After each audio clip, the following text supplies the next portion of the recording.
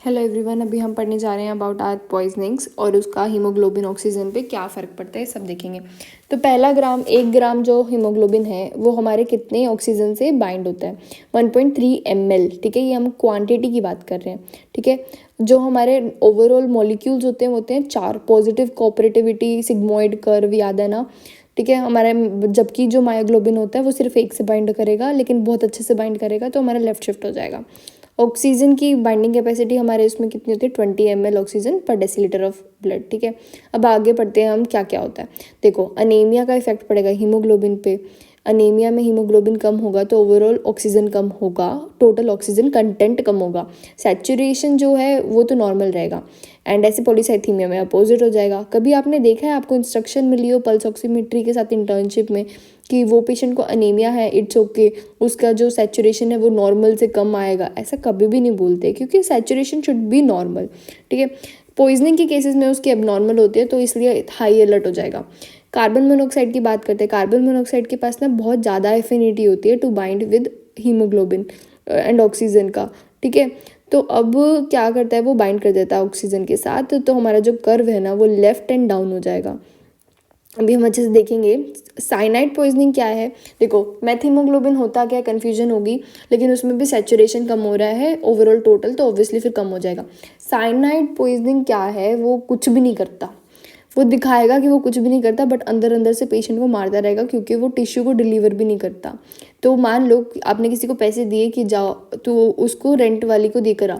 ठीक है, उसने क्या किया, हाँ हाँ तुम क्यों तकलीफ़ कर रहे हो, मैं चला जाता हूँ, तो उसने जाकर खुद ही पैसे खा लिए। वैसा वाला है हमारा साइनाइड। ठीक है, अब हम मेथहीमोग्लोबिन के बारे में पढ़ेंगे। मेथहीमोग्लोबिन का मतलब क्या है कि हमारा नॉर्मली ब्लड के अंदर जो आयरन होता है, हीम के अंदर जो आयरन होता है वो होता है Fe+2 फॉर्म के अंदर। ठीक है, इवन हम डाइट में कौन सा लेते हैं Fe+3, उसको फिर Fe+2 में लेंगे, फिर उसके बाद हम उसको वापस से Fe+3 में फेंकते हैं।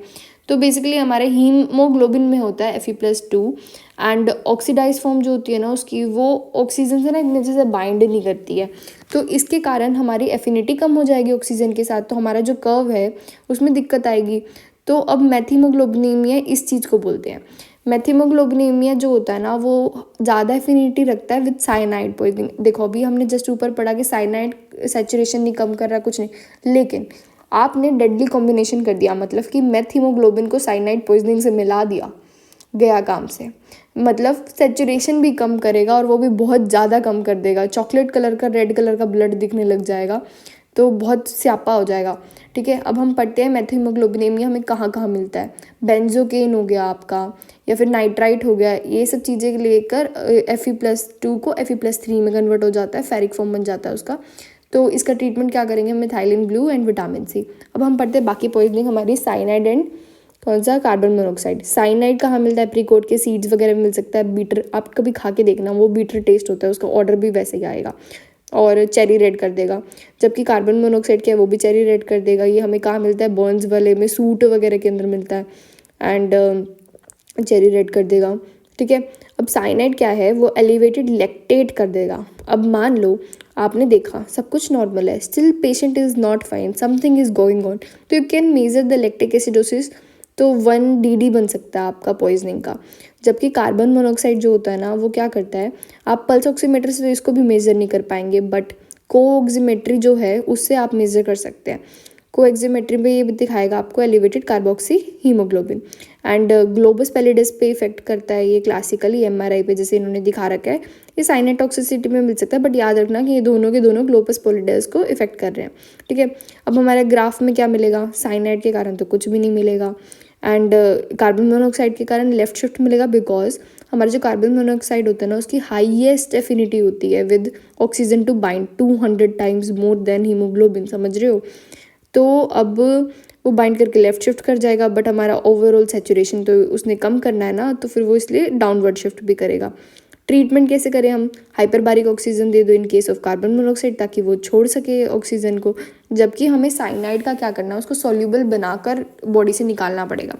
तो हम क्या करेंगे, हम डिफरेंट टाइप्स के रिलीज किट बोलते हैं इसको, हम डिफरेंट टाइप्स के कुछ कुछ चीज़ें देंगे जिसके कारण वो उसको छोड़ के किसी सॉल्युबल फॉर्म में कन्वर्ट हो सके।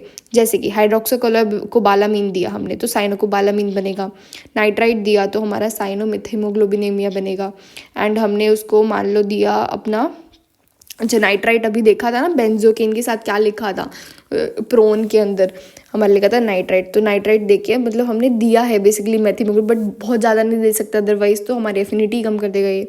एंड सोडियम थायोसल्फेट दिया तो साइनाइड बन के एक्सक्रीट हो गया। तो ये वाला ग्राफ भी देख लेते हैं। इस ग्राफ के अंदर क्या है, नॉर्मली तो हमारा सिग्मॉइड शेप में हो रहा था, ठीक है। अब वो ना लेफ्ट शिफ्ट किया है, मतलब उसकी एफिनिटी ज़्यादा है। कौन हो सकता है ये, हमारा carboxy haemoglobin and carbon monoxide. तो अभी इसका कर्व भी डाउन हो गया, बिकॉज ओवरऑल सैचुरेशन तो कम कर ही रहा है ना। अनीमिया के अंदर सिर्फ हमारा सैचुरेशन कम होता है, कोई शिफ्ट नहीं होगा लेफ्ट या राइट। Thank you.